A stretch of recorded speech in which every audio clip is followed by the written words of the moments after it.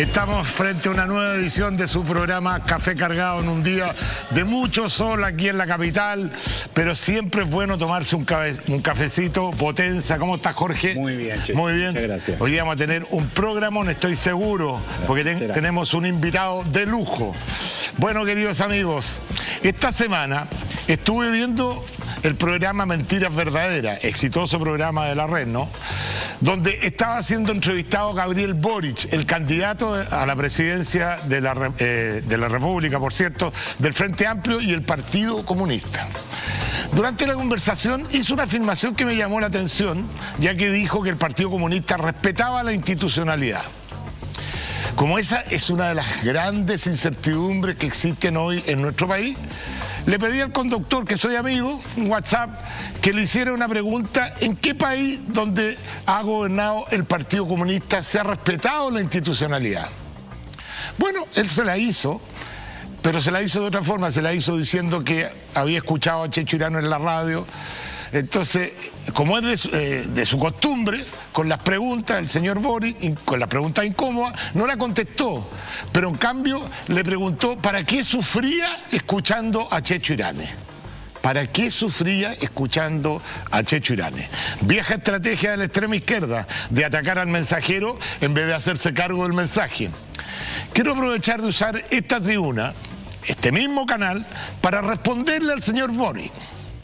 Señor Boric, le concedo el punto que puede existir personas que sufran escuchando mis programas, pero eso tiene una fácil solución, y es cambiar el dial o cambiar de canal, y se acaba el sufrimiento. Mire usted, en cambio las personas que viven en aquellos países gobernados por los regímenes que usted y sus socios del Partido Comunista quieren darle a Chile, no tienen la posibilidad de cambiar el dial, ya que tienen que vivir muchas veces obligados bajo el yugo totalitario, en la miseria más paupérrima, sin libertad de expresión, sin respeto por la propiedad privada, y lo que es más grave es que sufren la violación sistemática de sus derechos humanos.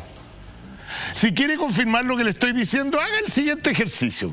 Pregúntele a un auditor de mi programa de radio y pregúntele a uno de los venezolanos que han llegado a Chile arrancando del régimen del terror que viven en su país, y averigüe quién sufre más, si un auditor por escucharme a mí o uno de los 6 millones de venezolanos que han tenido que arrancar caminando con su familia al hombro, buscando una vida más digna. Seguramente volverá a decir: ¿por qué lo comparo con Venezuela? Entonces, muy bien, haga el mismo ejercicio con cualquier país que sea o haya sido gobernado por los comunistas y dígame usted quién sufre más. Le quiero recordar, señor Boric, que el comunismo es la ideología que más muertos carga en su espalda en la historia de la humanidad. Eso no lo digo yo, lo dice la historia. Así que a mí no me hable de sufrimiento. En el plano personal, yo creo que mucha gente sufre más con usted, que quiere gobernar este país, donde en su programa tiene escrito un impuesto a los súper ricos y ni siquiera sabe cuánto ganan los súper ricos. También desconoce, por supuesto, el nivel de ahorro que hay en el país. La pregunta que le hagan no tiene idea, o que va a gastar 400.000 millones de dólares en el agua. Señor Boric, la verdad, créamelo, yo no sé quién va a sufrir más. También muchos sufrimos cuando usted se pone la polera con la cara baleada de un senador en ejercicio asesinado en democracia, o cuando insulta prepotentemente en la calle a jóvenes militares que están cumpliendo órdenes para proteger a los ciudadanos de la violencia. Repito, yo podría hacer sufrir a un puñado de gente que voluntariamente escucha y ve mis programas, pero usted puede hacer sufrir a millones de chilenos con sus acciones y políticas añejas y fracasadas en el lugar del mundo que se hayan aplicado. Por último, quiero decirle que parece que usted piensa que en este país es un país de masoquistas. ¿Sabe por qué? Porque mi programa, curiosamente, mi programa radial, lo escucha mucha gente y es primera sintonía nacional en su horario, hace más de 10 años. Entonces, si yo le hago caso a usted, tengo que decirle a los chilenos: paren de sufrir, chilenos, no me sigan escuchando. Cuidado con eso. ¿Para qué sufres? Cuidado con ese tipo de caricaturas que ya los que tenemos 2 dedos de frente no se las compramos a ustedes. Vamos a ir con la encuesta que estamos haciendo esta semana, querido amigo. La pregunta, independiente de sus preferencias, ¿quién cree usted que finalmente estarán en la segunda vuelta presidencial? Las alternativas son, midiendo la encuesta que tenemos actualmente, Kast-Boric, la segunda alternativa, Kast-Proboste, la tercera alternativa, Boric-Proboste, y la cuarta alternativa, Sichel-Boric. Perdónenme el resto de los candidatos que no lo hayamos incluido en la encuesta, pero el Twitter permite solamente esta alternativa y ustedes todavía no marcan como para creer que pueden pasar a segunda vuelta. Bueno, vamos con el invitado esta semana. Aquí me va a cambiar la cara de alegría, porque la verdad me molestó mucho el comentario del señor Boric. El señor que lo hemos invitado a todos los programas y no quiere enfrentar al que le vaya a discutir. Lo seguimos invitando, por cierto, yo no tengo ningún problema en conversar. Yo no ataco a las personas, yo ataco la idea. Y si él está tan firme en su idea, que venga a conversarla con nosotros. Bueno, yo tengo mucho gusto en presentar a nuestro próximo invitado. Fuera de ser uno de mis mejores amigos, ha sido una de las personas que más ha influenciado en mi pensamiento crítico. O sea, mi gurú. Es una de las personas más inteligentes y preparadas que me ha tocado conocer a mí. No por algo lee 2 libros a la semana. Su expertise pasa desde la filosofía hasta la astrología, desde la economía a la futurología. Y no existe un tema en el cual no tenga un alto grado de conocimiento. Todo esto respaldado por varios títulos y posttítulos, que no quiero empezar a decirlo, universitarios, siendo autor además de decenas de libros, uno de los principales panelistas de mi programa Conectados en Agricultura, invitado permanente a los programas de debate en televisión, flamante concejal en la Municipalidad de Las Condes. Oiga, ¿sabe por qué digo flamante concejal? El único ha sacado la más alta votación de Chile y no hizo un día de campaña, no le gastó un peso al Estado y sacó la más alta votación de todos los concejales de Chile. Bueno, hoy conductor de su propio programa en Radio Agricultura, El Futuro de Chile, donde trata de proyectar lo que se viene. La lista de ex es infinita. Ex ministro en el gobierno militar, ex director de decenas de empresas, ex director de 2 canales de televisión. Bueno, a su casa nomás vuelve, ya que, miren la curiosidad, vuelve quien fuera el primer director y fundador de este canal, el Canal 4. Bienvenido, mi querido Garfield Merlín Taz, no sé de qué viene disfrazado hoy día. Saludamos a Sergio Melnik. ¿Cómo está, mi querido amigo? ¿Cómo está usted? ¿Bien? Muy bien, gracias. Mire, vaya para la cámara. Oiga, ¿es cierto esto de que fuiste el primer director y estábamos conversando fuera de pantalla que hiciste una apuesta bien atrevida cuando fundaron este canal, porque de aquí nacieron rostros que no los conocía nadie? ¿Te acuerdas o no? Es verdad. A ver, recordemos alguna de las rostros. No estaba acá este canal. El canal estaba en Manquehue, era un canal chiquitito, era un canal grande. Sí. Y bueno, de este canal salió la Eli Caso, la Eli, Raúl Alcaíno, sí, Mauricio Israel y tantos otros. El Quique, po. El Quique Morandé, po. El Quique Morandé, claro. Claro, partió acá también. Partió acá, pero no me acuerdo si partió conmigo o no. ¿Sí? Pero sí, partió conmigo. Sí. La historia es muy divertida, la de Quique Morandé. Sí. La historia es muy divertida. Como lo descubrimos. Y bueno, y teníamos a Wilkins, teníamos a Briceño, teníamos a la Nene Allende, un gran staff, un equipo. Cristian Varela, y había unos socios muy buenos. Bueno, fue una gran aventura y me sorprende cómo es este canal hoy día. A diferencia... Grande, la diferencia. Bueno, te invito a sentarte acá al sillón para que conversemos. Y bueno, como todo el mundo sabe que somos muy amigos, los dos, y que muchas veces nos llegamos a reír de la forma que pensamos tan parecido, gracias Jorge, de la forma que pensamos parecido en algunas cosas sin ponernos de acuerdo. Yo hoy día voy a ser de abogado del diablo, así que yo hoy día voy a ser el pesado, voy a ser el Taz. ¿Ah?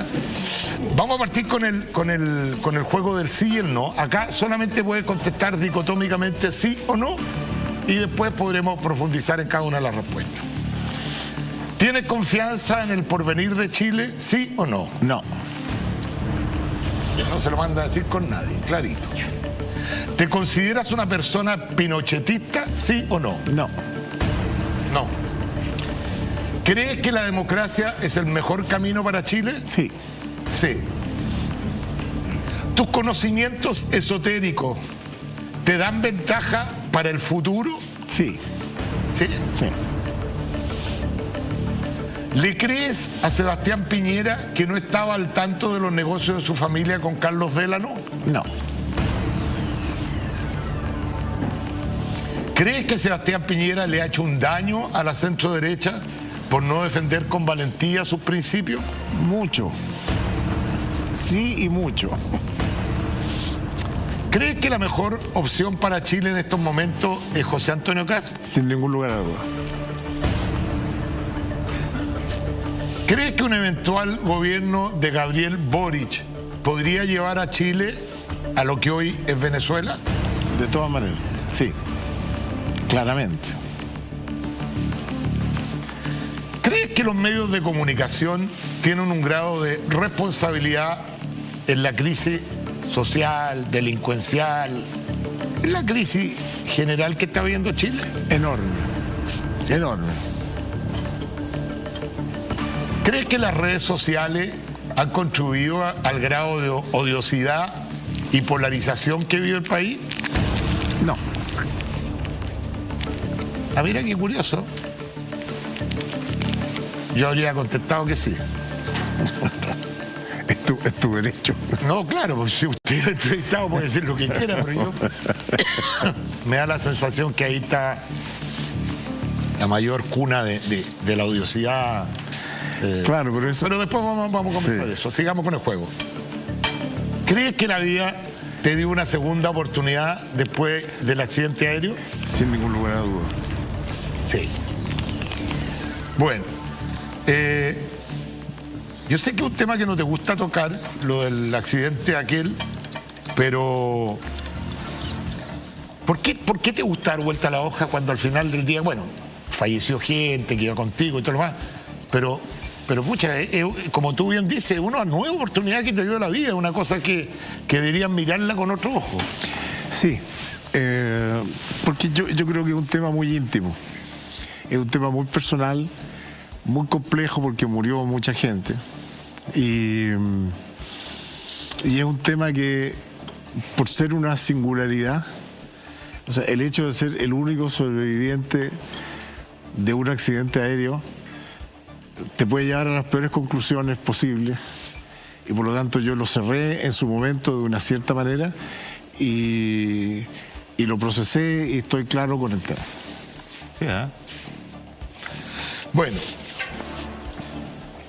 una de las cosas que me llama la atención a mí de tu vida profesional, una vida profesional tan destacada como que tenga profesional, científica, tú eres cabezón, una persona que estudia los temas, economista, máster. Todo este tema esotérico que tenéis con el péndulo, con el tarot, con la numerología, has escrito libros incluso de aquello. ¿Cómo se puede combinar una persona que, porque un científico de alguna forma trata de ser lo más racional posible y demostrar con razón, con la teoría, su hipótesis?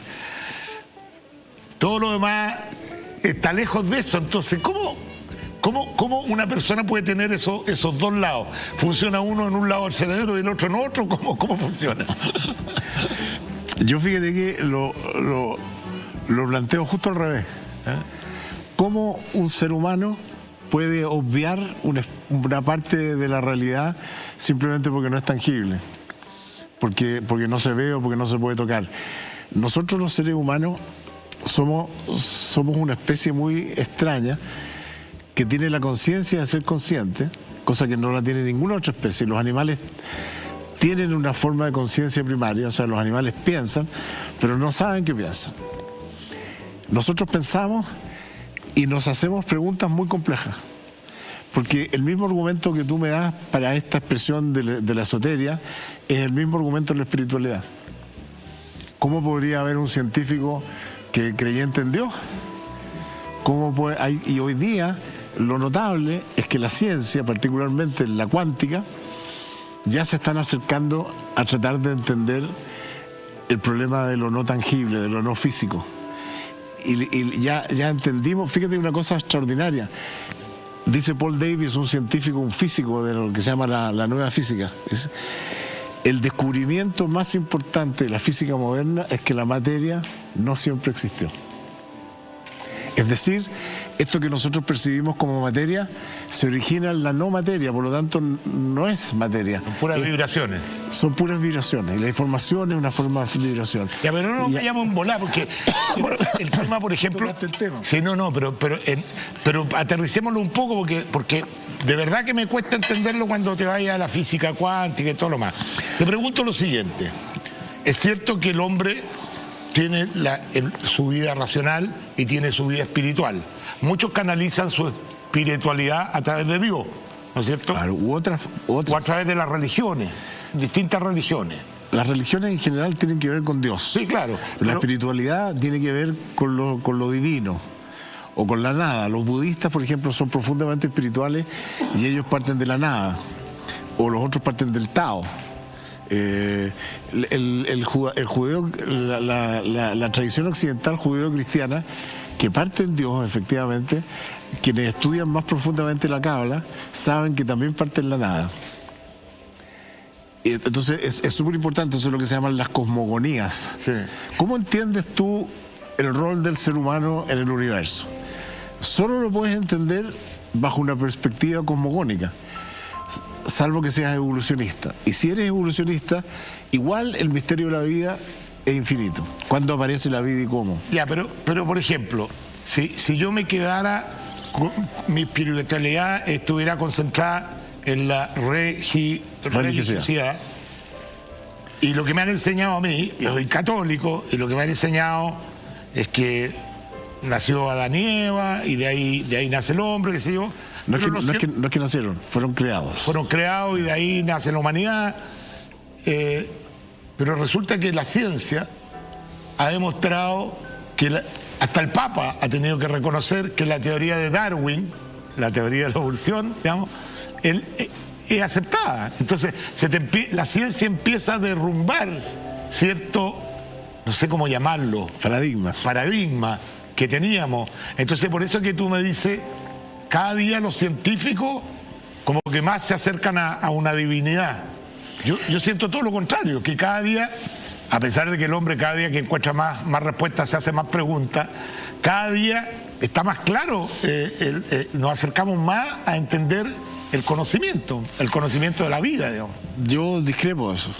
Yo creo que la ciencia, lo único que nos ha mostrado, a mí me gusta mucho la ciencia, soy partidario de la ciencia, me encanta la ciencia, pero lo único que sabemos de la ciencia es que va cambiando su paradigma. Y muchas veces. O sea, el hecho de que, como decía antes, los físicos digan que la materia no existió, cambia totalmente el paradigma. El hecho que Einstein nos haya dicho que el tiempo y el espacio son lo mismo. Dime, ¿quién puede entender eso? Y ahora resulta que los científicos han descubierto o están proponiendo que la conciencia existe en el universo como existen las partículas del átomo. Entonces, lo único que sabemos de la ciencia es que cambia sus teorías. Ahora, la ciencia... Paradigmas religiosos también, pues. Van cambiando. Bueno, déjame terminar y entramos a la religión. La ciencia se hace la pregunta del cómo. Y efectivamente, en la pregunta del cómo es extraordinaria. ¿Cómo se hace este vaso? ¿Cómo funciona un motor? ¿Cómo funciona el universo? Pero la espiritualidad se hace la pregunta del por qué. La ciencia no le interesa el por qué, le interesa el cómo. Entonces, la espiritualidad quiere saber por qué para saber cómo vivir. Y la ciencia cree que a través del cómo algún día entenderá el por qué. Entonces, son seres necesariamente complementarios, no son excluyentes. Lo que pasa es que si nosotros dejamos que la ciencia opere sin valores, entonces lo que ocurre son cosas muy complejas como lo que está pasando hoy día o lo que va a pasar con la biotecnología, la clonación, la inteligencia artificial y todas las cosas que los científicos son capaces de hacer con el conocimiento magnífico del cómo. ¿Cuál es la relación entre la ciencia y la espiritualidad? Bueno, yo creo que ese es el gran desafío del siglo XXI. Bueno, el gran desafío del siglo XXI y principio del siglo XXII, creo yo, va a ser esta nueva día que trae esta gran revolución, que no es el 18 de octubre, sino esta gran revolución tecnológica que nadie habla de ella, ninguno de nuestros líderes están hablando de esto, y esto nos va a cambiar todo. La forma de vivir, todo. Ya nos ha cambiado la vida este aparatito, que este aparatito, si tuviéramos que pagarlo, efectivamente tendríamos que pagar, no se equivoque el señor Boric, ¿eh? $500.000. Yo saqué la cuenta, más o menos $500.000, si tuviéramos que pagar todas las máquinas que están adentro de esto, más o menos $500.000. Imagínense que esto es fax, es teléfono, es máquina fotográfica, es filmadora, es calculadora, todas las aplicaciones, millones. Máquina de escribir. A lo mejor me paso por mucho más de $500.000 si tenemos que pagar esto. Esto es lo más democrático que hay. Y esto es el principio, a mi juicio, del nuevo mundo que vamos a enfrentar. ¿Y de dónde viene eso? Que nos dieran una pincelada, tú como futurólogo y especialista en esto, que se habla muy poco. En Chile habrán 2 o 3 personas hablando de la inteligencia artificial, del Congreso del Futuro ha hecho algunos intentos por mirar hacia adelante, hay uno que otro programa de televisión, pero la verdad que nuestros líderes uno los escucha y están en la misma de hace 100 años. Entonces, ¿por qué no nos dice un poquito cómo ves tú que va a cambiar y va a cambiar el mundo con esta gran revolución tecnológica que se viene? Bueno, como tú dices, ya cambió de una manera. Nosotros hoy día somos literalmente dependientes de la tecnología para la sobrevivencia de la civilización. La civilización tiene 8.000 millones de seres humanos que ya para sobrevivir dependen de una plataforma tecnológica global. Si apagamos si apagamos todos los computadores del mundo, ¿se muere mucha gente? O sea, se mueren 7.000 millones. Así es. Se apaga la internet, a ese nivel. Porque, te voy a dar un punto de referencia. En la ecología hay una palabra, hay un término que se llama la capacidad de soporte, se llama carrying capacity. ¿Cuánto es capaz de producir la Tierra en su estado prístino natural? ¿Sabes cuánta gente puede alimentar la Tierra original en estado prístino? 1.000 millones de personas. Cuando estaba la Tierra vigorosa, hoy día está más cansada la Tierra, podría alimentar 700 millones de personas. Por lo tanto, si nosotros apagamos la tecnología, apagamos los satélites, apagamos los barcos, apagamos los teléfonos, apagamos el agua potable, apagamos la electricidad, cosas que son elementales. ¿Te acuerdas que hace unas semanas atrás se apagó el WhatsApp? El WhatsApp y el Facebook. Y el Facebook y se volvió loco todo el mundo.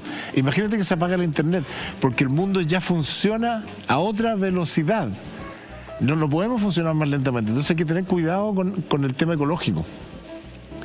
Yo fui ecologista cuando era difícil ser ecologista, en los años 70. Yo me gradué de ingeniero comercial en el año 73 y escribí mi tesis sobre la economía del medio ambiente. Y en esa época venía recién apareciendo el Club de Roma, las Naciones Unidas, y yo trabajé en eso varios años. Formé un equipo, era parte de un equipo interdisciplinario que hizo la Organización de las Naciones Unidas para el Medio Ambiente. Recorrimos toda América Latina, yo era un pendejo. Tenía 23 años, con un equipo extraordinario, interdisciplinario, levantando los problemas ambientales. Y después me especialicé en eso, estudié y así llegué al futuro. Porque la solución no es volver a lo prístino. Los ambientalistas románticos que creen que hay que volver a lo natural. Cuando, por ejemplo, hoy día la constituyente ilegítima, a mi juicio, y no democrática, dice los derechos de la naturaleza. Dime, ¿desde cuándo el hombre no es parte de la naturaleza? ¿Quién le dio al hombre la tutela sobre la naturaleza? Nadie. O sea, ¿quién es el hombre para definir derechos de la naturaleza? Entonces, ahí hay una mediocridad intelectual muy grande, que son como slogans. Y hay que entender que las ideas y las opiniones no son lo mismo. Entonces, claro, es re lindo decir... el discurso y dinos cómo convivimos, porque sin lugar a dudas el hombre algún daño le ha hecho al medio ambiente. Mucho. O sea, le ha hecho mucho daño. Eso es un hecho de la causa, vemos los cambios climáticos. ¿Cuál es el justo equilibrio? Tú dices, no hay que volver al pasado cuando prácticamente no... O sea, ojalá pudiéramos. Lo que pasa es que no es viable. No es viable hoy día. Entonces seguir martillando el clavo de algo que no es viable solo nos va a ir peor. La salida es hacia adelante. La salida es con tecnología. Con una tecnología al servicio de la sustentabilidad. Y por eso llegué yo al tema del futuro. Lo importante es que la generación actual que manda se preocupe de la sustentabilidad de la sociedad, por ejemplo, a 100 años.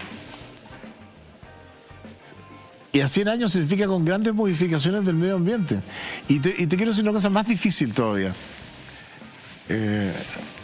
La Tierra va a morir. Naturalmente va a morir. Porque la Tierra es hija del Sol y el Sol se va a apagar. El Sol es una bomba de hidrógeno que se está quemando, como una estufa. Y está quemando su combustible. Es cierto que falta mucho. Es verdad, faltan 5.000 años. O 5.000 millones de años, no sé cuánto, mucho. Estoy como Boric con los números, ¿no? Estos ya son números... Faltan muchos años. En la mitad de la vida. Sin embargo, desde un punto de vista conceptual, la Tierra no es un hogar permanente para el ser humano.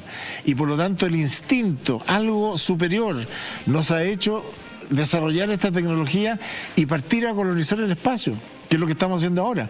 Y al mismo tiempo estamos abriendo una realidad digital. La realidad digital, que es donde vamos a vivir todos en los próximos 30 años, es una realidad ontológicamente, o sea, desde el punto de vista estricto de qué es lo que es, absolutamente distinta a la física. Te voy a dar un ejemplo.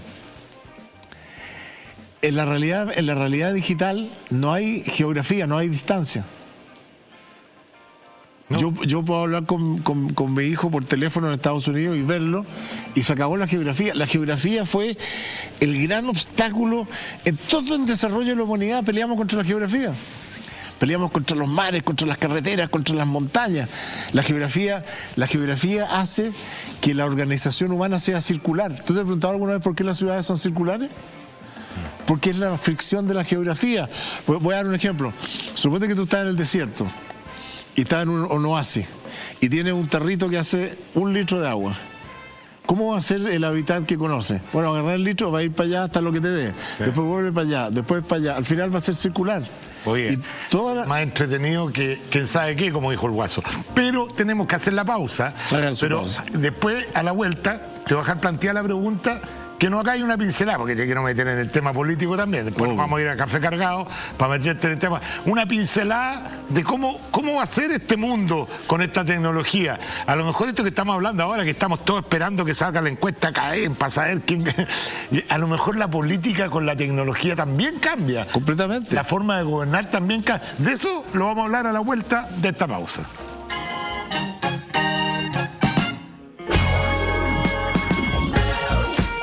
Ya estamos de vuelta. La delincuencia va en aumento y cada día se ven más robos. Atención, que uno de los blancos favoritos son las empresas. Por eso hay que proteger nuestros negocios con el sistema que evita robo. Tepillé, el líder en seguridad preventiva, con su tecnología antidelincuencia. Mantén tu negocio vigilado 24/7 con disuasión en tiempo real. Se actúa antes de que los ladrones ingresen a tu propiedad. Tepillé no graba robos, los evita. No sea usted la próxima víctima y contrate su tranquilidad en tepillé.cl. Bueno, antes de meterlo, oiga, ¿qué le pasó a usted? ¿Se sacó la chaqueta? Ya. Lo que pasa es que usted siempre me desnuda. Entró en calor. No, todavía no. Hemos entrado en los temas complejos. Respóndame, por favor, la pregunta que le dije. Unos tips nomás de cómo va a ser el mundo, qué cosas distintas va a tener el mundo con esta revolución tecnológica. Bueno, lo primero es la inteligencia artificial. La inteligencia artificial es otra forma de inteligencia y desde luego más inteligente que nosotros.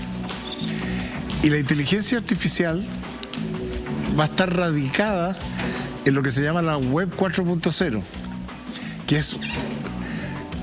Nosotros los seres humanos tenemos 3 cerebros que se fueron desarrollando evolutivamente. El cerebro reptiliano, que maneja todo lo automático, el cerebro límbico, que maneja nuestras emociones, y la corteza cerebral, que maneja nuestra conciencia. Y ahí se nos acabó el espacio. Ya no puede seguir creciendo la cantidad de neuronas que hay adentro, y por lo tanto nosotros estamos almacenando nuestro conocimiento y nuestros datos fuera. y se creó esta internet y se está creando una cuarta capa del cerebro que es, aquí está la diferencia extraordinaria, colectiva. Las tres capas ustedes son personales, la cuarta es colectiva, estamos todos conectados ahí. Y la cuarta, esa cuarta capa, todos tienen acceso a ella. Todos tenemos acceso a ella, claro. Es un poco lo que es Google, un poco lo que es... Exactamente. Es la conciencia colectiva llevada a un computador. Igual como Jung descubrió el inconsciente colectivo. Esto es lo mismo, pero hacia el otro lado. Pero para los que no entienden mucho de inteligencia artificial, cuando yo me subo a mi auto, el teléfono, sin que yo le pregunte nada, me dice 14 minutos para llegar a su casa. ¿Eso tiene que ver con la inteligencia artificial? Es una de las primeras formas de inteligencia artificial basada en la Big Data. Que va adivinando mi movimiento permanentemente. Claro, pero yo le voy a dar un ejemplo concreto, eso que le gusta a la gente. Hoy día, digamos que usted quiere ir a Estados Unidos. ¿Ya? Usted se mete supongamos que quiere viajar en LAN, para hacerle publicidad a nuestros amigos cuetos. Usted se mete y reserva su pasaje en LAN, paga por internet, y pues, digamos que va a ir a Nueva York. Tiene que meterse a otro espacio a hacer su reserva de hotel, a otro va a hacer su reserva de auto, a otro va a hacer su reserva de espectáculo. Bueno, con la 4.0, ya con la 3 se puede, ¿eh? Hoy día estamos viviendo ya la 3.0. Usted le dice a su bot que es un asistente personal digital. Yo, por ejemplo, en el programa de radio tengo un robot que se llama Futurión, que lo estoy entrenando. Sí. Tengo un robot y ese está aprendiendo... Lo conozco. Sí, ese está aprendiendo todos mis gustos y preferencias. Entonces, digamos que el Siri y esos son las primeras formas de bots, pero colectivos, no personales. Digamos que usted tiene su Siri propio, que lo va a tener. Entonces usted le dice, voy a Nueva York en la primera semana de diciembre. Como él sabe lo que usted quiere, él le va a hacer la reserva de avión, el hotel que le gusta, cuánto le gusta pagar, le va a pedir el taxi en el aeropuerto, le va a hacer todo eso y le va a traer 3 o 4 opciones preparadas de acuerdo a lo que quiere usted. Voy a dar un ejemplo. Si yo salgo acá del estudio y quiero irme en taxi a la casa, llamo a la compañía de taxi con la cuenta de suscrito, por ejemplo Uber. En la red 3.0, en la 4.0, yo le digo a mi robot, me voy a ir aquí en 15 minutos y él va a elegir. Él va a elegir qué taxi está más cerca, cuál es más barato, y va a haber un auto en la puerta que yo no sé ni de quién es. Todas esas cosas las resuelve esto porque además sabe dónde estoy, sabe con quién estoy, sabe todas estas cosas. Fíjense que descubrieron que estos robots, el Alexa de Amazon, escuchaba todo el día. Sí, pues. No solo cuando usted le hablaba. No, pues. Entonces... yo de repente converso algo, yo tengo la Alexa, de repente converso algo y de repente la Alexa me empieza a ofrecer cosas de lo que yo estaba conversando.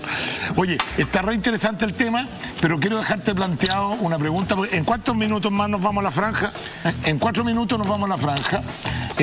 ¿La vamos a ver juntito? Sí, la vamos a ver aquí. Oye, tú fuiste ministro en los 2 últimos años del gobierno de Augusto Pinochet. Así es, casi 3. ¿Es cierto que se fraguó un golpe de Estado al interior del gobierno? Esta es una primicia que vamos a conversarla con Sergio. ¿Es cierto que se fraguó un golpe de Estado al interior? Bueno, una especie de golpe, sí. Es lo que se llama golpe de Estado cuando le quita un poco el mando al que... Le quitaron el mando a Pinochet. A ver, cuéntanos un poquito. Sí. ¿Cómo fue? Le quitaron el mando a Pinochet y tú sabes que a mí me echaron del gobierno. A mí me echaron del gobierno, me echó formalmente el general, ¿cómo se llama? El que era de la Secretaría General de la Presidencia. Que estaba en colusión con Carlos Cáceres y habían otros ministros, a mí me echaron y me lo dijeron ellos. Pinochet no me dio la cara.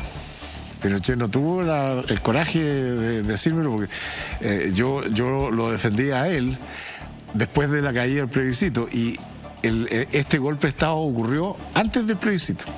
Ya, yo creo que en la historia del golpe de Estado la vamos a dejar para después, pero en el plebiscito yo tengo entendido que tú le dijiste a Pinochet que él perdía el plebiscito. Así es. Y lo tenían engañado. Lo tenían engañado. Así es. ¿Le habían mostrado encuestas que no eran? Así es, le habían mostrado encuestas tergiversadas. Yo fui la primera persona que le dijo que se había perdido el plebiscito alrededor de las 7, 8 de la tarde en el subterráneo de La Moneda. ¿Y qué? ¿Te pegó el grito? ¿Ah? ¿Te pegó el grito? A mí no. Él golpeó la mesa y se fue, y a partir de ese minuto, que son como las 8 de la tarde, se empiezan a desencadenar todos los acontecimientos que parten en La Moneda en ese minuto. No es verdad que él no quiso dejar el poder, no es verdad que lo que dicen de Matei, que vino a decirle que todo eso no es verdad. Pero se demoró un poquito más de la cuenta. Se demoró porque, imagínate la sorpresa, porque hasta las 6 de la tarde algunos generales y los ministros le decían que iba ganando. Si esa es la historia terrible. O sea, lo tuvieron engañado con respecto a... Lo tuvieron engañado hasta las 6 de la tarde, del día del mismo del plebiscito. ¿Y en qué momento tú le dices, general, está perdiendo? Bueno, el primer cómputo que dio el gobierno era un cómputo muy chico de 10.000 votos, donde el sí ganaba 58 y el no tenía 42. Ahí me pregunta Pinochet, ¿qué opina? Y yo dije, con 10.000 votos no me atrevo a opinar nada. Después dieron un segundo cómputo, una hora más tarde, que era 20.000, y había bajado 58, 52, 48, y seguía ganando el sí. Me volvió a preguntar Pinochet, ¿qué opinaba yo de eso? Y dije, yo no voy a opinar ninguna cosa de eso hasta que no tengamos más o menos un 7-8% de los votos que estadísticamente ya está zanjado. ¿Y cuánto rato más, me dice, va a tener eso? 1 hora. Me dijo, nos juntamos en 1 hora acá. Y la historia viene un poco antes porque yo había hecho unas encuestas boca de urna. Tenemos que parar. Tenemos que llegar a la franja. Vamos a seguir de todas maneras, que nos siga contando esta historia que está sabrosa. No se muevan de nuestra sintonía. Vamos a la franja y regresamos.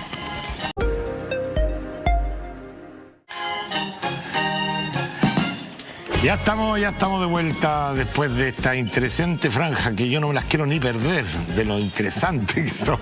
Bueno, ya salió la encuesta Cadem, todo el mundo está esperando, la vamos a analizar también con Sergio, pero estábamos en un tema muy entretenido que tiene que ver con lo que pasó ahí cuando tú le dices a él que no gana. ¿En qué minuto le dices que no gana a Pinochet para el plebiscito?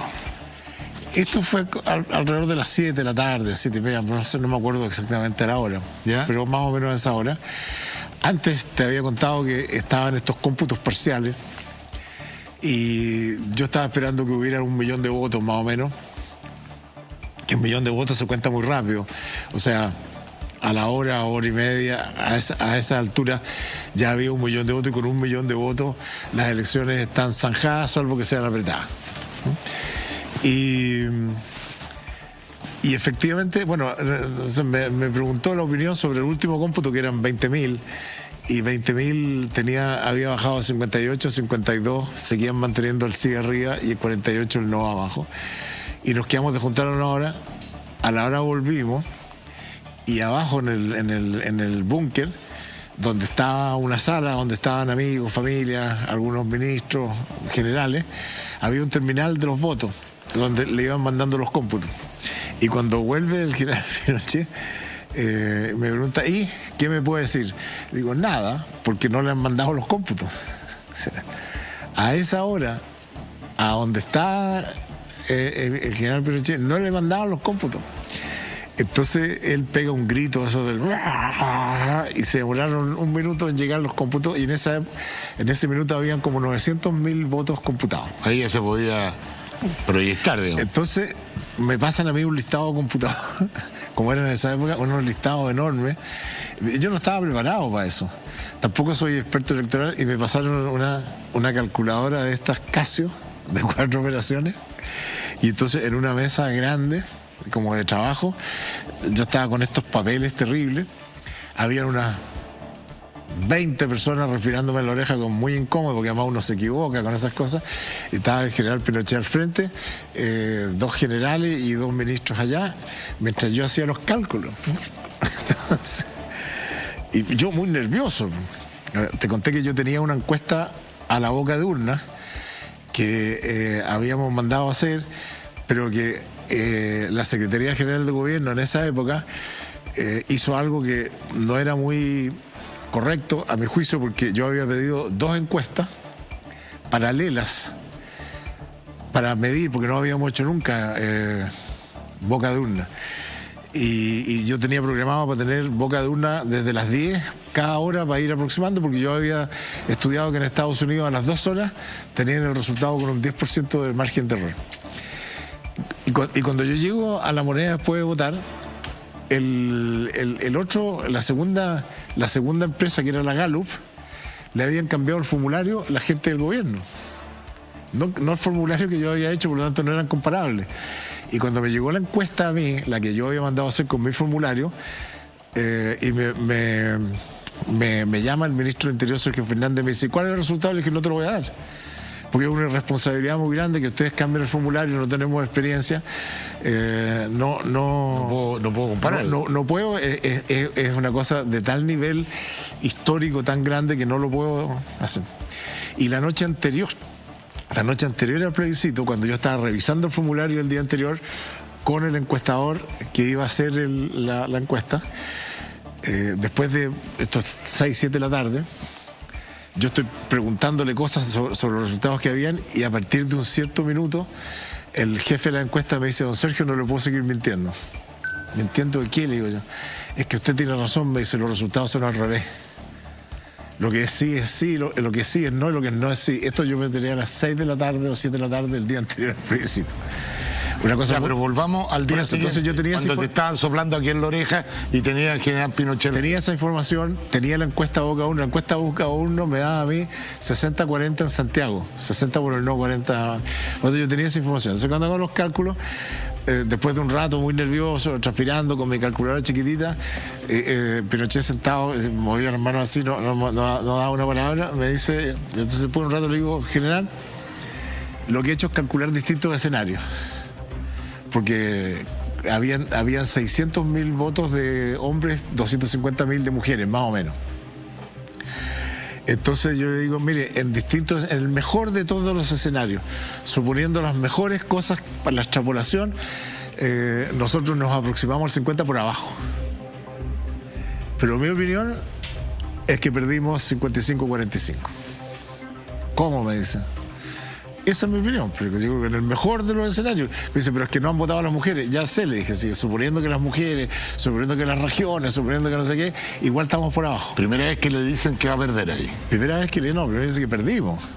Pero mi opinión es que estamos 55-45 y el tema está perdido. ¿Cuánto fue? 48 al final, ¿no? Fue 43, es que es nacional, ¿no? Nosotros teníamos los datos de Santiago. Fue 43,5 contra 56 y tanto. Yeah. Y ese fue el momento crítico. ¿Y cómo reaccionó él? Y él dio un golpe sobre la mesa, se levantó y se fue. Se fue a su oficina a pedirle explicaciones al ministro de Interior, al otro, acá, y había una serie de movimientos que se empiezan a hacer. Yo ahí se desarmó el piso de abajo. Yo me fui al segundo piso, donde estaba en la subsecretaría de Interior, donde estaba el comando, donde estaba Hernán y otra gente haciendo los cálculos, y me senté ahí con Cardemil, con Jorge Selume. ¿Qué Hernán? Vigi. Hernán Vigi. Y estábamos ahí, y a todo esto el gobierno solo había dado un cómputo de 50.000 votos, y las radios ya estaban en 1 millón, 2 millones, era claro. Entonces no me quisieron dejar entrar. Yo lo que me acuerdo es que dieron un cómputo y después pasaron mucho rato, que demoraron mucho en dar otro cómputo. En ese minuto estaba yo con Cardemil y otros sentados afuera, no me quisieron dejar entrar al segundo piso, y yo entré, golpeé la puerta. O sea, a mí no me van a decir que no puedo entrar, yo soy ministro de Estado, tengo derecho a entrar. Y se achicaron, entré y nos sentamos en esta mesa a discutir qué es lo que había que hacer. Y yo le sugiero a Cardemil que conceda la derrota y anuncie que el presidente va a hablar al día siguiente, y tienen 24 horas para pensar el discurso y todo. Y cuando esto debe haber sido 8:30, 9, no sé, una cosa así. Y cuando estábamos en la discusión, entonces dijeron, no, vamos a hacer un cómputo de 250.000 todavía con el cierre. Y yo le dije, no van a poder.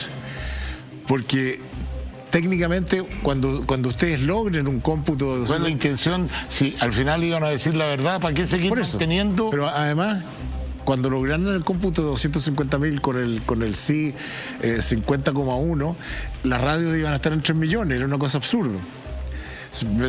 En ese minuto Cardemil sale de la reunión y vuelve 10 minutos pálido.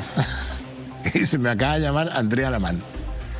Y me dice que si no concedemos nosotros la derrota, la conceden Jarpa en la televisión a las 10, que fue lo que ocurrió. Y así fue la historia de ese día. Y yo, como te digo, después de eso viene este movimiento interno. A mí después me echaron del gobierno. Villarino fue el general que me echó, que estaba en concomitancia con Carlos Cáceres, Pablo Barahona, Hernán Felipe Razo. Había una cosa muy rara de poder ahí. Y a mí Pinochet no me dio la casa, pero digo, yo no soy pinochetista. Yo defiendo las ideas. Yo defiendo lo que hizo el gobierno militar desde el punto de vista de la reestructuración socioeconómica de Chile, el haber armado una democracia moderna, el haber armado una institucionalidad, un modelo económico extraordinario que nos llevó a ser primero en América Latina. Todo eso es lo que defiendo yo. En lo personal, habiendo sido yo muy cercano, cuando me echaron, no me dio la cara. Mira. No obstante, yo defiendo la obra de esto, ¿no? Antes de irnos a la pausa, comentaste también este golpe blando que se hizo. Así es. Cuéntanos un poquito de eso, porque eso es la historia como desconocida del tema. Bueno, ahí lo que hicieron fue quitarle el poder a Pinochet y lo tomó Estamos hablando, ¿cuánto tiempo antes del plebiscito? Esto fue, yo creo... Yo llegué en junio del 87 al gobierno, más o menos, un año antes del plebiscito, un poco antes. Y la historia que yo conozco, por distintos actores y lo que pasó ahí, es que la derecha se había puesto de acuerdo con la concertación de la época para tener un gobierno de transición en vez de tener plebiscito, es un gobierno de transición con una persona que le diera garantías a ambos lados. Y esa persona era Fernando Lenis. Fernando Lenis, que era demócrata cristiano, pero empresario, que le daba confianza. Y yo me topé después en un almuerzo en el Mercurio con Fernando Lenis, años después, y le pregunté si era verdad, y me dijo que sí, que era verdad, que eso había sido así. Y cuando le fueron a decir a Pinochet que habían encontrado esta solución de consenso para un gobierno de 8 o 9 años, no sé cuánto decía la Constitución, con Fernando Lenis, y eso es lo que se habían puesto de acuerdo derecha y concertación, porque a espaldas de Pinochet. Bueno, se lo fueron a contar. No es que fuera a espaldas. Pero lo planearon sin... Claro, buscando fidedignamente una solución democrática y buena para el país. Y cuando se lo fueron a decir, Pinochet dijo, Lenin. Y ahí le tiraron la cuerda a Pinochet. Como él dijo, en vez de Fernando, yo hago el... ¿Qué Fernando Lenis? ¿De qué Fernando Lenis me habla? ¡Mua! ¡Mua! Y ahí entonces la derecha quedó sin mucha capacidad de maniobra porque se dieron cuenta que no tenía peso. Y ahí decidieron, entre la concertación y la derecha chilena, en ese tiempo estaba encabezada por Cáceres, hacer esto y perder el plebiscito. Y yo lo sé... O sea, tú dices que la gente que estaba trabajando con Pinochet trabajó para que se perdiera el plebiscito. Esa es mi convicción profunda. Y yo... Lo engañaron entonces. Lo engañaron y yo te voy a dar un antecedente. Cuando yo llegué a Odeplan en junio o julio por ahí del 87, me encargaron a mí las encuestas. Yo estaba a cargo de las encuestas como ministro de plan, y yo, con esa filosofía de siempre, porque no teníamos mucha experiencia, yo pedí 2 estudios paralelos, ambas empresas informadas de que había otra, de manera que si convergían, nosotros podíamos proyectar ese resultado, y si divergían, una de las dos estaba mal. A la luz. Entonces, para terminar la historia, y las encuestas que yo tomé con estas 2 empresas me daban a mí durante 2 meses más o menos 55-45 a favor del no. Y yo estimaba que con el gobierno y con la economía como estaba, repuntar 5 puntos era muy fácil en un año. A los 2 meses me quitaron las encuestas. Me dijeron que yo alarmaba el gabinete, que no podía hacer, y que mejor que se hiciera alguien cargo de la encuesta, se la pasaron a la Secretaría General de Gobierno. Y a partir del mes siguiente, las encuestas empezaron a dar el cierre y el no.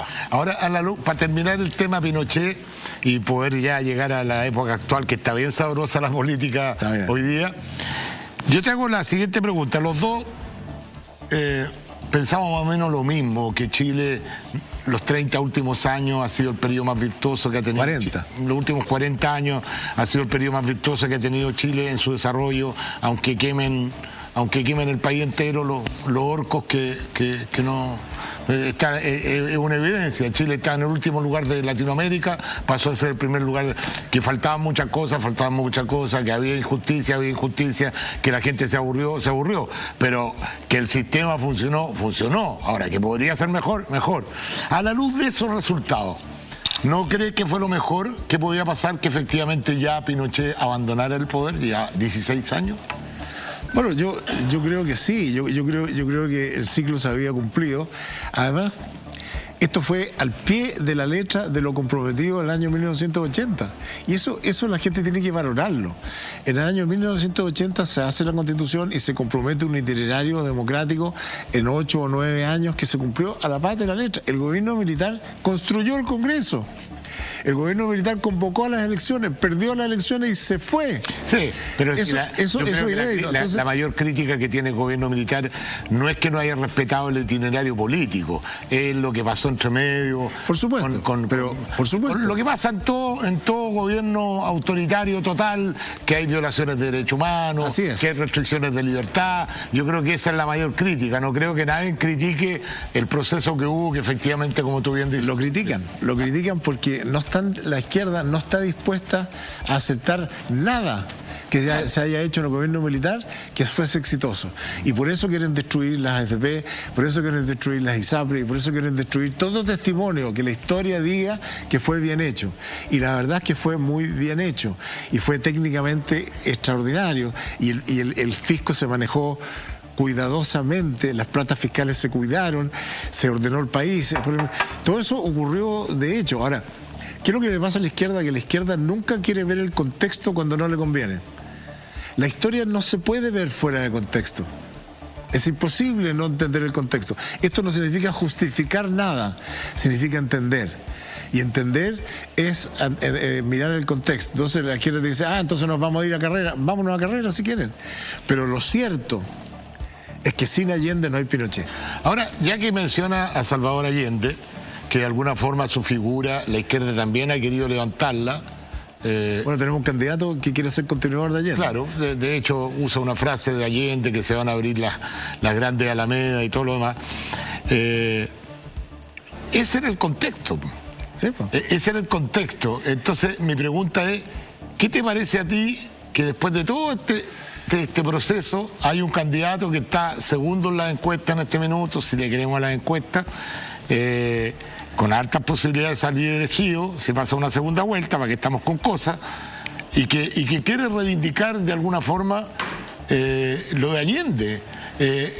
La verdad que a los jóvenes le pueden distorsionar la historia, le pueden contar lo que quieran, pero a la gente de la edad nuestra, que vivió eso, uno se agarra la cabeza, dice, pero ¿de qué estamos hablando? ¿Cómo van a querer revivir eso? Pero, entonces, lo que pasa es que la izquierda siempre mira el futuro por el retrovisor. O sea, plantear en la tercera década del siglo XXI volver al año 70, que es lo que está planteando la izquierda, es de una miopía y de una falta de talento que yo no lo puedo entender.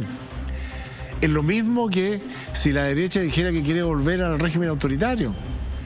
La historia ocurre, tiene sentido y se proyecta, y nosotros tenemos que mirar al siglo XXI con las características que tiene el mundo actual.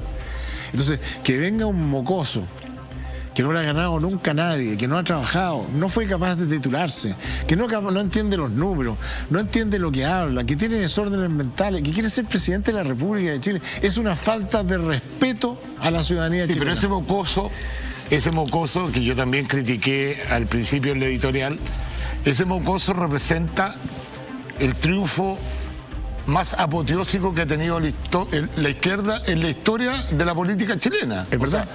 Reconozcamos, o sea, el último triunfo que ha tenido la izquierda ha sido gigantesco. Entonces, él de alguna forma simboliza a esa izquierda sin apellido, no la izquierda, la centroizquierda, ni la izquierda, no, la izquierda. La izquierda dura. Pero esa izquierda ganó, pero por lejos en la última elección. Claro, pero esa izquierda dura tiene personajes mucho más preparados que lo que están mostrando. Ahí o sea, piensa tú, ¿qué muestra la izquierda? izquierda chilena hoy día? ¿Cuál es el ramillete que tienen?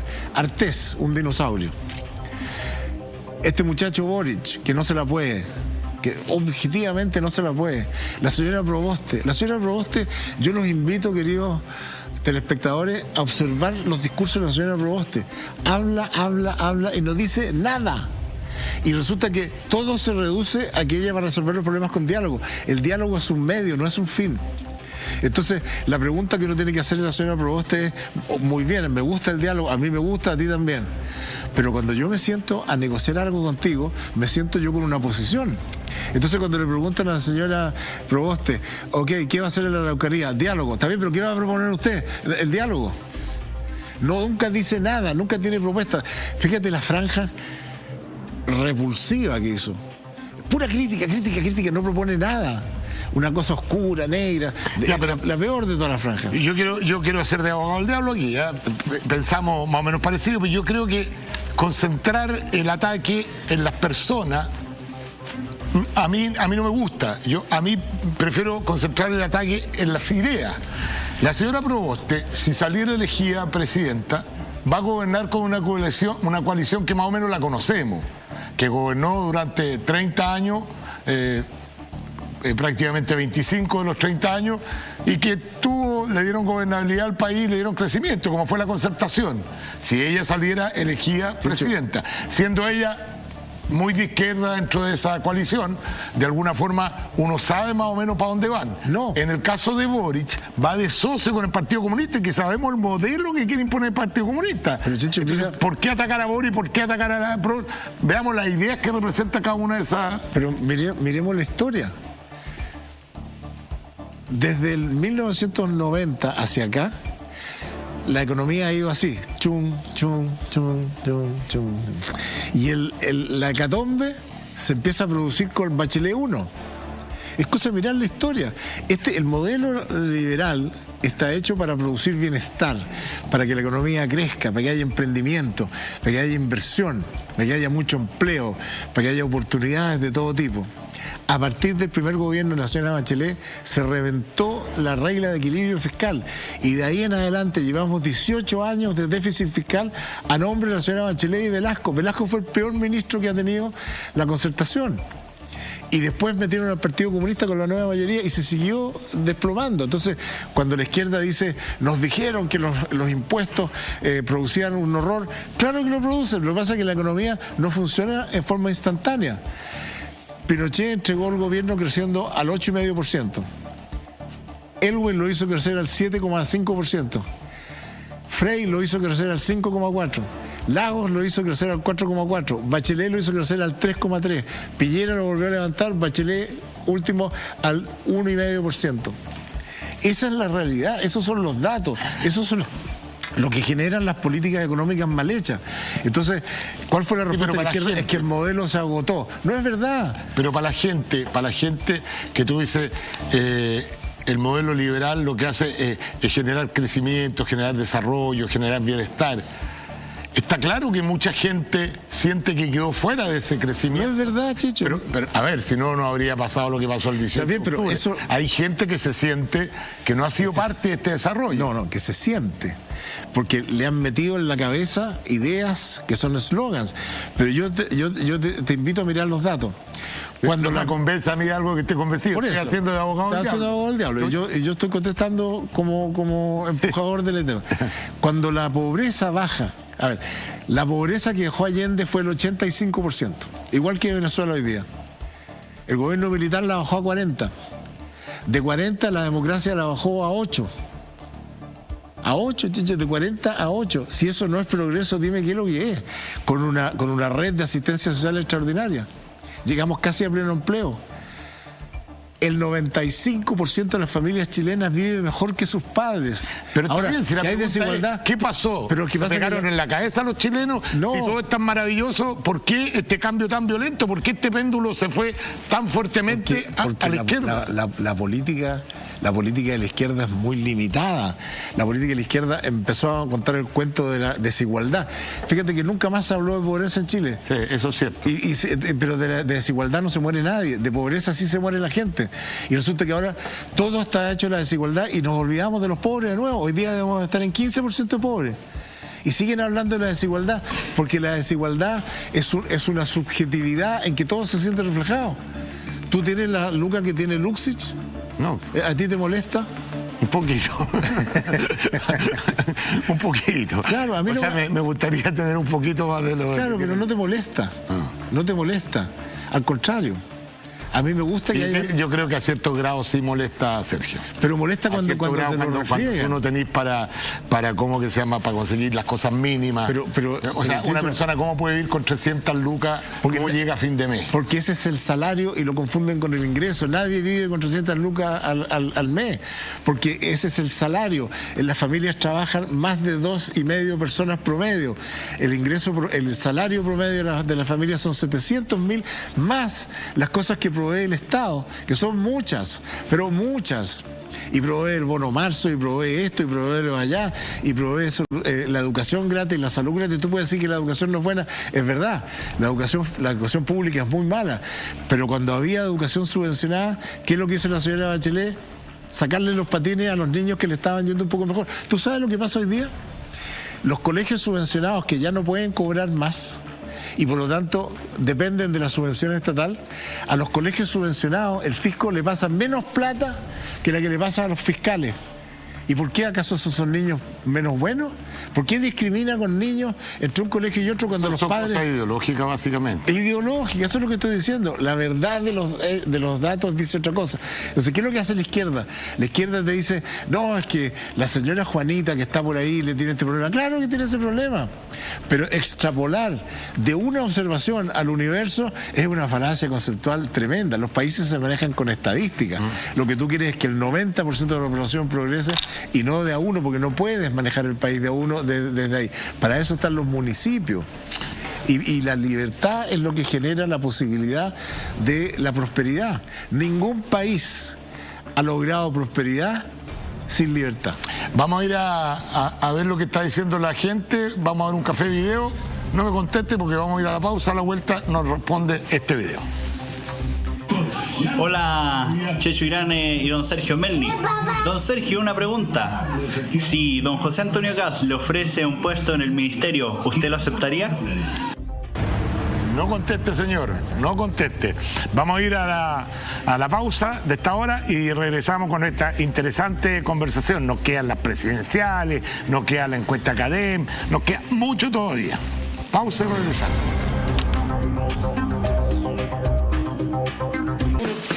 Muy bien, siente el cuello, hombro, espalda con tensión muscular al realizar deporte, queda con alguna molestia en pierna, espalda o brazo.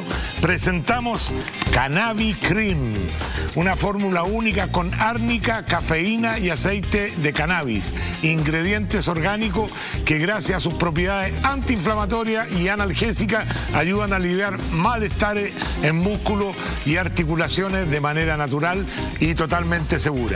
Cannabis Cream, activa, alivia y relaja. Distribuido por Antena 3 Directo. Gente que responde. Muy bien, después le voy a dar una cannabis. Usted es capaz que se la fume, pero es para echársela al cuerpo. Oye, te hizo una pregunta el público, ahí están, si estarías dispuesto a... oye, yo entre paréntesis te presenté, no lo hemos comentado, esta nueva fórmula de hacer política, haber sacado la primera mayoría como concejal, sin haber hecho un día de campaña, no salió a repartir un panfleto. Así es. No le cobraste nada al Estado por los votos, no, porque no gastaste plata. No. Eso es un fenómeno, ¿ah? Un fenómeno que no... Bueno, parece que nadie quiso comentarlo. Nadie lo quiso comentar. Comentan las sumas que se gastan en las campañas, pero cuando un candidato sale con primera mayoría nacional sin haber gastado un peso en una campaña, se quedan calladitos. Qué raro, qué raro. Y yo me gustaría saber si algún candidato de la izquierda hubiese hecho esa proeza, a ver si no sería comentario generalizado. Bueno, pero te hizo una pregunta el telespectador. Sí, yo lo voy a contestar de manera franca, como contesto siempre. Yo no soy bueno en la primera línea. Mi fortaleza no está en la primera línea. Yo sin duda... No te veo en la Plaza Italia.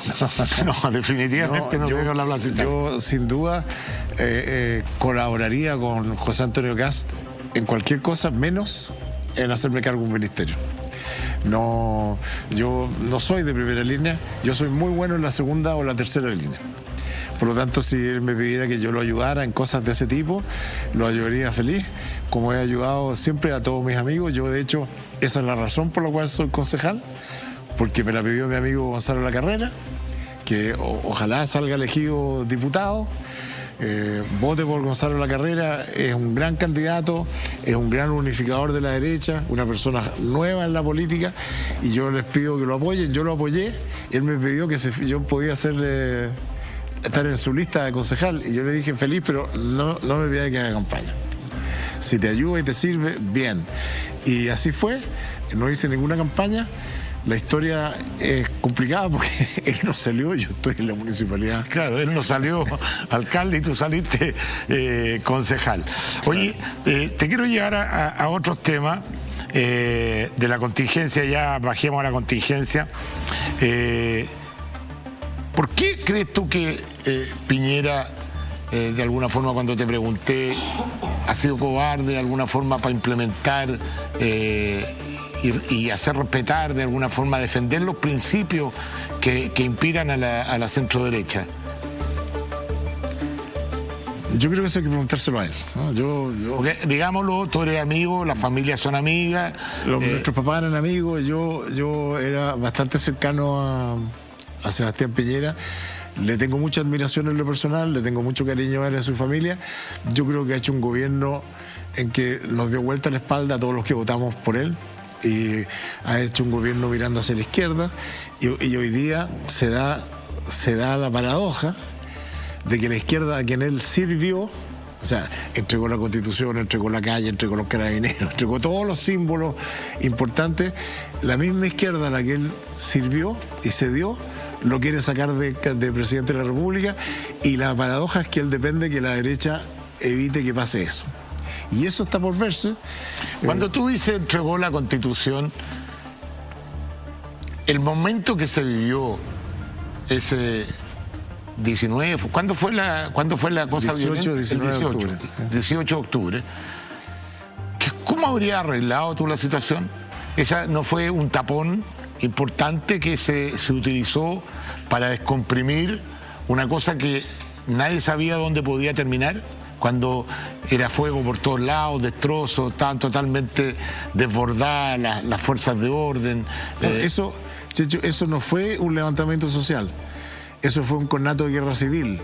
O sea, la manifestación social no destruye su país, no quema colegios, no quema iglesias, no quema las estaciones del metro, no saquea los supermercados, no rompe los buses públicos. Eso fue un levantamiento golpista, con todas sus letras, y Piñera lo reconoció al día siguiente, después, cuando dice nosotros estamos en guerra. Puede ser que la frase sea desafortunada, pero hoy día ya hay suficiente evidencia de que sí habían infiltrado y gente que organizó esto y fue pagado. En esas circunstancias, el gobierno tiene la obligación de hacer cumplir el Estado de Derecho. Pero tú crees, yo no soy presidente. ¿Tú crees que con ese nivel de violencia, haber sacado a los militares a la calle, por ejemplo, que es una alternativa que siempre se la enrostran, no habría sido apagar el incendio con fuego? O sea, Chicho, cuando están matando policías, cuando están incendiando la infraestructura del país, tú tienes dos alternativas: o los dejas que arrasen o los paras. Si la policía no es capaz de pararlos, los tiene que parar el ejército. Si no, de ahí en adelante se acabó la democracia. Cuando no hay Estado de Derecho, nunca más hay democracia. Si es que había que sacar a los militares, había que sacar a los militares a la calle. En Chile se le perdió el respeto a la fuerza pública. Piñera le quitó el apoyo a los carabineros, se lo quitó. Y por lo tanto, entiéndeme, yo he visto, todos lo hemos visto, escenas donde han estado a punto de matar carabineros, y los carabineros no pueden usar su arma de servicio. Tú has dicho siempre una cosa que es obvia. El desequilibrio y la fuerza. Siempre tiene que ganar Carabineros. No tiene sentido que ganen los delincuentes, los asesinos y los ladrones. Y por lo tanto hay que hacer respetar el Estado de Derecho con las herramientas que da el Estado de Derecho. Es difícil, es muy difícil. Por eso lo que yo ni yo somos presidentes. Que no entiendo esa frase de la izquierda que la fuerza tiene que ser equivalente. No puede ser equivalente. La fuerza de los buenos siempre tiene que ser mayor que la de los malos. Los buenos, que son los que nosotros le entregamos la potestad del uso de la arma, tienen que ser siempre más fuertes que los delincuentes, porque si no es un casino, puede ganar cualquiera. No puede ganar cualquiera, tienen que ganar los buenos. Siempre. Obvio. Siempre. En eso yo no me pierdo. Pero claro, yo tengo mis dudas reales de que si en ese momento, mira las imágenes que estamos viendo, hubiese salido fuerza mayor. Yo creo que de alguna forma esta Constitución, que estoy de acuerdo contigo, tiene un origen ilegítimo porque nace de la violencia, fue un elemento que descomprimió. La Constitución no ha nacido todavía. No. La Constituyente. El llamado a hacer una Constitución y todo lo más, creo que fue un elemento que descomprimió un poco. Ahora. Sí, pero es como suicidarse, es como tener que elegir de qué manera me suicido. Son las decisiones trágicas. Esta Constituyente es ilegítima, es hija de la violencia. No solo es ilegítima, en su origen, ellos se dieron el lujo de hacer el inicio de la discusión de fondo el día que se festeja la violencia, que fue el 18 recién pasado. O sea, ellos eso no puede ser nefasto, más simbólico. No, claro. O sea, iniciar el día de mayor violencia. O sea, nosotros de alguna forma estamos ratificando que este es el camino y están validando la violencia como método de acción política. Lo dijo el señor Atria, que esa violencia esa era válida. Esa era válida, la otra no. Entonces la izquierda es muy ambigua. Entonces hacen estos destrozos, pero si tú los llegas a tocar es de los derechos humanos. Y los derechos humanos es una entelequia conceptual de las Naciones Unidas de que solo son violaciones de derechos humanos aquellas cosas que son producidas por agentes del Estado. Pero eso es una definición conceptual. Eso no es una definición natural. Como decir todos tenemos derechos humanos. Todos tenemos derechos humanos. Los policías tienen derechos humanos. Por supuesto. Los militares. Entonces, si tú haces una definición que solo te sirve a ti para tener una especie de pseudo policía que te permite acusar a Piñera de violador de derechos humanos, mira, yo soy crítico del gobierno de Sebastián Piñera, pero nunca diría que Sebastián Piñera es un violador de derechos humanos. Todo lo contrario. Al contrario. Piñera... Él llamó a las instituciones de derechos humanos para que vinieran a vigilar. En eso yo no me pierdo. Yo también he sido crítico de él. Sin embargo, lo van a perseguir de por vida y lo etiquetaron y lo desprestigiaron mundialmente diciendo que él es un violador de derechos humanos y no lo es. Ni lo ha sido nunca. Ahora, él también es interesante que ahora está viviendo, él injustamente está siendo acusado de violador de los derechos humanos, como injustamente nos calificó a todos nosotros de cómplices pasivos, y él está entendiendo hoy día los errores de la historia que él cometió por no tener el coraje. Piñera se achicó frente a la historia. Los grandes hombres frente a la historia emergen. Esos son los estadistas. ¿Quién tiene que responder ahí? Ni tú ni yo. Nosotros nunca hemos sido candidatos a la presidencia de la República. A lo mejor tú más adelante, yo no, porque estoy más viejo. Pero no me corresponde a mí responder eso. Yo creo que si yo hubiese estado ahí, yo hubiese hecho respetar el Estado de Derecho. Yo hubiese sido fuerte con el Estado de Derecho, porque una vez que lo pierdes, como se perdió en la Unidad Popular, pierdes la democracia. Y lo que nosotros tenemos que defender es la democracia. Y en la democracia no existe la violencia aceptable. No se puede aceptar la violencia en ninguna de sus formas. Y la izquierda siempre trabaja con la violencia. Me consta y les consta también a los auditores. Sergio es panelista hace muchos años conmigo en el programa Conectados con Agricultura y siempre hemos dicho lo mismo, ¿eh? Yo opino igual. A Piñera lo pueden acusar de muchas cosas, pero no de violador de derechos humanos. Pero te dejo plantear la pregunta para ir a la pausa. Esto de que le aparecen cosas, que Dominga, que ahora la otra mina, ¿es la ambición que lo ha traicionado? ¿Cómo no se da cuenta que los tiempos no están para ese tipo de cosas? ¿Cómo no reacciona? No sé, yo eso contéstamelo a la hay que preguntárselo a él. Yo creo que hay que mirar el futuro, no el pasado. Piñera es pasado. Si eso no es pasado, eso es presente, sí, lo están acusando hoy día. Vamos a la pausa, no se mueva nuestra sintonía, ya volvemos con las presidenciales en Chile.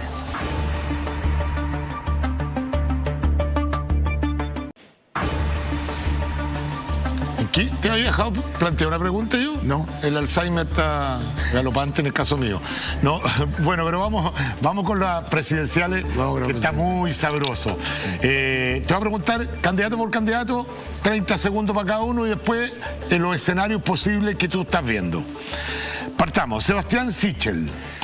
Sebastián Sichel es una buena persona inteligente, es una persona que su historia al final lo traiciona y que ha cometido muchos errores, muy impulsivo, dice cosas que no debiera, mal asesorado, y lamentablemente Sichel ya fue.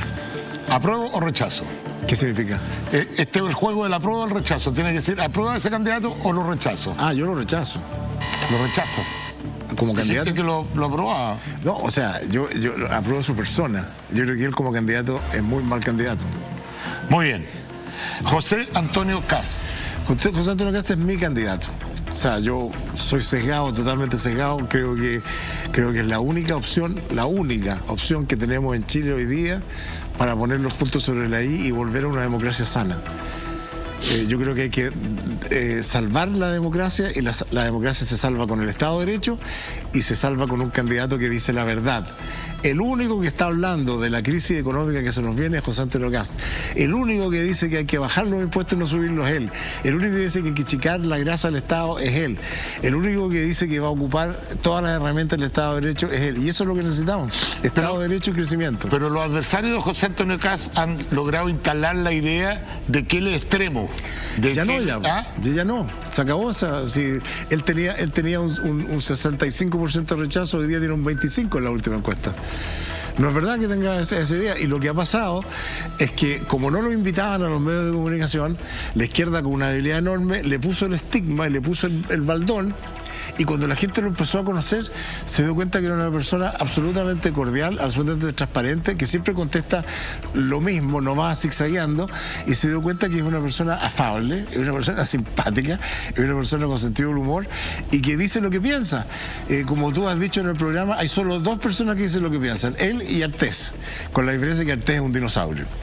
Sí, yo creo lo mismo, creo que son los dos que uno sabe lo que están pensando claramente. Te guste lo que dice Arturo, claro. No, pero tú sabes que lo que está diciendo es lo que está pensando. Vamos con Gabriel Boric. Gabriel Boric, yo le he puesto el calificativo de niñato, porque no es un niño, pero tiene conductas de adolescente. Es una persona que no le ha ganado nunca nada en la vida, es una persona desordenada, es una persona que no sabe mucho, que no, con todas las condiciones del mundo, no fue capaz de titularse, perdió su examen de grado 2 veces, teniendo todos los recursos de la tierra, que pasó del centro de alumnos a la política y se sigue comportando como centro de alumnos, es absolutamente inmaduro. Yo creo que Boric no se la puede.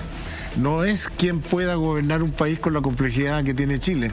O sea, una persona que no tiene criterio, porque una cosa es no saberse un número y otra cosa es no tener los órdenes de magnitud. Y te voy a dar un ejemplo. Cuando él comete el chascarro de hablar de 400.000 millones de dólares, que no es el primero, porque a Kast le asignó 12.000 millones de dólares en no, de número está claro que no. Ya, pero cuando él dice 400.000 millones de dólares, es que no tiene ninguna dimensión de lo que son las cifras del país. Y entonces yo vi el programa y dice... cuando se lo imputa a Parisi, que es el único que se dio cuenta, porque la señora Proboste fue como si hubiera pasado un aire, no se dio ni cuenta de las barbaridades que decía Boric. Boric le dice, yo dije 400 millones. No, señor, usted dijo 400.000, está la grabación. No, yo dije 400 millones. Bueno, yo te quiero decir que 400 millones es peor que 400.000. Porque si él cree que va a arreglar el problema del agua con 400 millones, es más ignorante de lo que yo pensaba. Claro. Porque el problema del agua probablemente son 20.000 millones de dólares. No 400.000. Pero no 400 millones. Sigamos. Entonces, Franco Parisi. Franco Parisi es un personaje muy interesante. Yo lo conozco de la universidad. Yo creo que el problema que tiene Franco, siendo inteligente y siendo muy creativo, es que es un poco populista. Y dice cosas que él sabe que no son verdad. Y eso a mí me molesta un poquito. Fíjate que a esta altura, yo tengo la impresión de que Franco Parisi va a sobrepasar a Sichel. Va a llegar cuarto. Parisi. Ya vamos a ver la encuesta acá. Se nos viene la encuesta acá. Vamos rápidamente. Yarna Proboste. Yarna Proboste es Proboste, bla, bla, bla, bla, bla, bla, bla. La señora Proboste tampoco tiene es una Bachelet disminuida, es una señora que habla sin decir nada, que ya comentamos. Ella cree que la solución de todo es el diálogo, y yo estoy de acuerdo que el diálogo es una herramienta maravillosa en la democracia, pero significa que uno tiene que tener posiciones. Uno entra al diálogo teniendo una posición. La señora Proboste habla y no dice nada. En mi opinión, al igual que la señora Bachelet, no está capacitada para gobernar. Vamos con Eduardo Artés.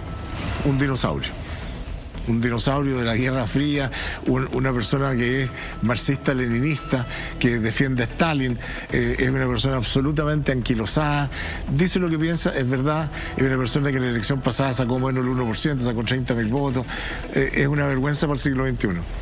Muy bien, y por último, Marco Enríquez Ominami. Marco Enríquez Ominami yo lo voy a definir como un charlatán. Es un charlatán. Marco Enríquez Ominami dice puras barbaridades. Él está actuando un rol en una película que él mismo está dirigiendo. Y es todo actuado, todo preparado, no tiene idea de lo que está hablando, no tiene idea de las cifras. Y yo creo que es una mezcla entre charlatán y payaso.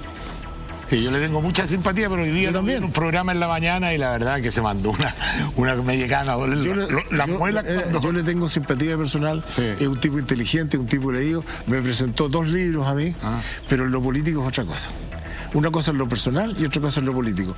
Es una persona absolutamente desubicada en el mundo, porque cuando él dice que Lula fue a 6 elecciones, Lula iba creciendo, Allende iba creciendo, él va decreciendo. Entonces, mi hipótesis es que él entró a esta pelea sabiendo que no tiene una oportunidad y determinó quién era el ganador entre Proboste y Boric, se la jugó por Proboste porque él quiere ser canciller.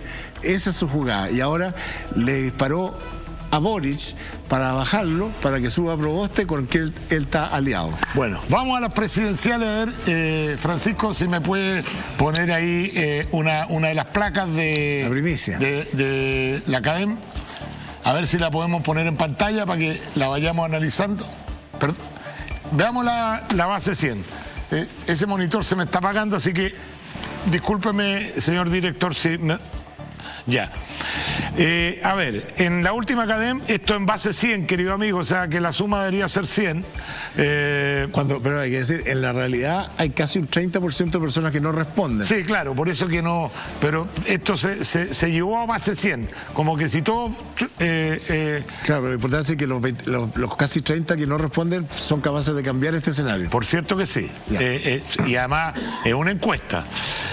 Sube José Antonio Kast a 31, se mantiene Boric con 27, Proboste se mantiene con 16, Sebastián Sichel con 10,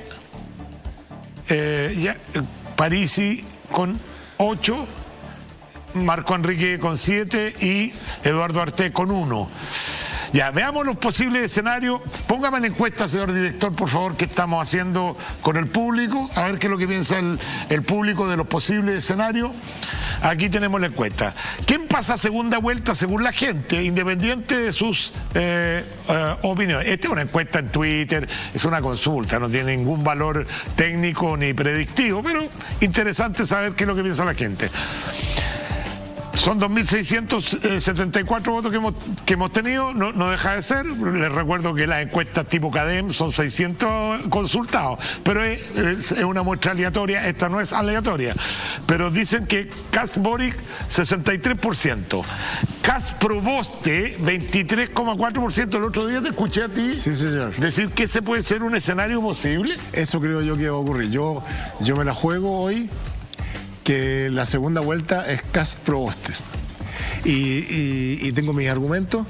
A mí me gustaría que fuera Kast Boric, porque creo que a Boric es más fácil ganarle, porque Boric es un muy mal candidato que comete muchos errores. Pero yo creo que la izquierda se dio cuenta que tiene más posibilidad de ganar con Proboste. Es mucho más difícil para Kast ganarle a Proboste, y yo creo que esa va a ser la segunda vuelta, por esta cosa que te decía. Está bien, pero que la izquierda y que la centroizquierda y qué sé yo crean que les conviene que pase Proboste, porque Proboste en algunas encuestas gana en los dos escenarios, le gana a Kast y le gana a Boric, porque la gente de izquierda, extrema izquierda que va con Boric, va a votar por Proboste, no va a votar por Kast. Y la déjame hacer un comentario general para entender por qué, en mi opinión, esta encuesta no se va a cumplir, aparte de que no es una encuesta probablemente. Si nosotros miramos el escenario electoral, ¿te acuerdas que en un momento Giles es la que la llevaba? Que Giles salía, que la gran contienda era Jado de Lavín. Después que era Sichel, Boric. Nada de eso se ha dado, porque estamos en un escenario político muy complejo donde los eventos de poca probabilidad y alto impacto van cambiando los escenarios. Y yo creo que todavía faltan eventos de poca probabilidad que van a venir. De la constituyente hace locuras enormes. El juicio a Piñera, lo que pueden destituirlo y cambiar la cosa. La violencia en la Araucanía, la delincuencia, las drogas. Hay mucho tumulto, hay mucha rareza. Que pueden cambiar. Que va a cambiar este escenario, y yo me la juego. Me la he jugado, otras veces me he equivocado y otras veces le he achuntado, pero yo me la juego que la segunda vuelta es Proboste Kast. Ese es tu pronóstico, ¿eh? Esa es mi proyección. No es una profecía, porque esto lo hacemos en mi programa todos los días a las 7, mirando el futuro. Nosotros hacemos proyecciones y miradas al futuro, no profecías. Y con eso vamos analizando. Mañana en la tarde voy a analizar con Eugenio Guzmán estos resultados, más la encuesta activa, más la encuesta de la UDD, y vamos a cambiar los pronósticos, que yo los voy haciendo cada 15 días con mi robot Futurión. Vamos tirando los pronósticos. Ahora, ¿y de dónde crees tú que puede venir la subida de Proboste para que sea ella la que va a hacer segunda vuelta? De la caída de Boric. ¿Tú crees que Boric va a seguir cayendo? Yo creo que Boric va a seguir cayendo, y yo creo que la arremetida de Parisi, que va a quitarle más votos a Sichel y le va a quitar votos a Boric. Porque Parisi es disruptivo. Parisi, acuerda que todo el discurso de Parisi es contra el abuso, que es el discurso del Frente Amplio. Nos quedan, re poquito tiempo, se nos ha pasado volando el tiempo, pero me gustaría que le dedicáramos unos minutitos a la constituyente. Ya, independientemente que tú digas que es ilegítima, que tú no, es lo que es, y es lo más importante que está pasando en Chile, porque puede determinar el futuro por los próximos 40 años de Chile. ¿Cómo ves? ¿Qué crees tú que va a salir de ahí? ¿Crees que finalmente va a haber un plebiscito de salida? ¿Crees que efectivamente van a lograr acuerdos decentes? ¿Cuál es tu opinión? En mi opinión, de esa constituyente, que no es representativa de Chile, porque la componente que tiene adentro no es Chile. No es verdad que la centro derecha es menos del 25%, no es verdad. No es verdad que la democracia cristiana tiene 1, no es verdad que la Concertación tiene lo que tiene, no es verdad que los independientes son lo que son. Entonces no es representativa de Chile. Pero es una fotografía del momento de la elección. Es una fotografía, pero amañada. Fue después del... Amañada con la pandemia. No salió lo que tenía que hacer. Es todo distorsionado. Además, metieron la mano a la urna. Además le metieron la mano a la urna. De alguna forma no es democrático. Ciertas cuotas que... En mi opinión, no es ni legítima ni democrática, porque el voto no fue igual, y además pusieron condiciones de salida. Y porque Ya, pero mójate el potito. ¿Va a haber plebiscito de salida o...? Yo creo que no. Yo creo que esta constituyente no tiene cómo producir un documento de calidad, porque ya lo hemos visto en los reglamentos. Los reglamentos no fueron democráticos, no dejan expresarse. Tienen un comisariato comunista que censura lo que tú puedas decir o no decir, que te van a pasar al comité de ética. Votaron las reglas todas, se declararon constituyentes originarios que van a salir las interpretaciones, que por eso no necesitan plebiscito. Cambiaron las reglas a los 2/3 al meter los conflictos dirimentes, y por lo tanto, si es que llegan a poner un plebiscito dirimente, van a decir ya hubo plebiscito, van a buscar todos los resquicios legales, porque a mi juicio lo que salga de ahí no tiene ni una probabilidad de pasar un plebiscito de salida, y por lo tanto lo van a eliminar, con concomitancia del Congreso, por supuesto, y eso va a depender qué Congreso elegimos, y por eso que es tan importante el 21 de mayo, vote en conciencia y no vote por la locura de los improvisadores que miran al pasado, vote por el futuro, vote mirando hacia adelante, no vote mirando hacia atrás. Y el único que tiene la capacidad de poner orden en esto es José Antonio Kast, que requiere que le den... Ya terminó la franja. Ya sí, ahora requiere que le den un parlamento apropiado. No estamos despidiendo, sí, estoy bromeando. Oiga, Le hicimos una caricatura con el gorro de Merlín. ¿Ah? Usted que es medio mago, que le gusta la brujería, Magus, para que se pueda llevar de recuerdo. A ver, ahí la voy a poner para que no. Y para que se lleve estos regalitos también de nuestros auspiciadores. Ábrete ahí. Bueno, tienes la misma crema que yo tengo ahí adentro seguramente y tiene unos cafecitos. Quédese con la caricatura para que se la lleve de recuerdo de su presencia en el programa. Rico café Potenza. Oh, el café es muy bueno. Muy bueno. Muchas gracias, Sergio. Ha sido muy grata la conversación.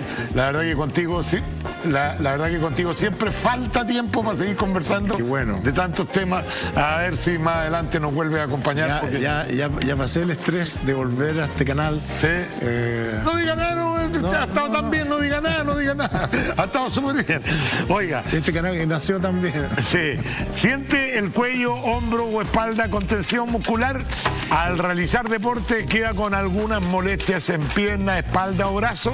Presentamos Cannabis Cream, fórmula única con árnica, cafeína, aceite de cannabis. Perdón, la estoy poniendo, ahí está. Aceite de cannabis. Y gracias a sus propiedades antiinflamatorias y analgésicas ayudan a aliviar malestares en músculos y articulaciones de manera natural y totalmente segura. Cannabis Cream activa, alivia y relaja. Distribuido por Antena 3, directo, gente que responde. Queridos amigos, de esta forma estamos dando término a nuestro café cargado del día de hoy. Para mí ha sido un placer estar con mi gurú, con una persona a la cual le tengo un gran cariño, además, y un gran respeto intelectual. Si Dios quiere, nos volvemos a encontrar la próxima semana cuando les digamos bienvenidos a una nueva edición de Café Cargado.